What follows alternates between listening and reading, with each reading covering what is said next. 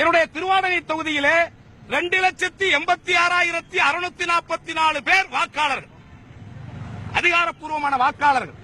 அதிலே நான் பெற்ற வாக்கு 76,786 பேரும். அதாவது அண்ணா திராவிட முன்னேற்ற கழகம் வெற்றி பெறக்கூடாது, கருணாஸ் அவர்கள் வெற்றி பெறக்கூடாது என்பதற்கு எதிராக வாக்களித்த வாக்கு 1,15,000 மேல்.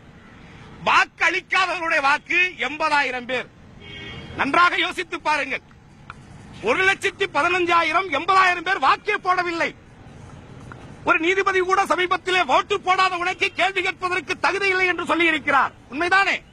அந்த வகையிலே 2 லட்சம் பேர் திருவாடனை தொகுதியிலே இந்த கருணாசுக்கும் நான் போட்டியிட்ட அனைத்து இந்திய அண்ணா திராவிட முன்னேற்ற கழகத்திற்கும் எதிரானவர்கள். உண்மையா இல்லையா? ஏற்கனவே 2 லட்சம் பேர் அந்த தொகுதியை எதிராகத்தான் இருக்கிறார்கள்.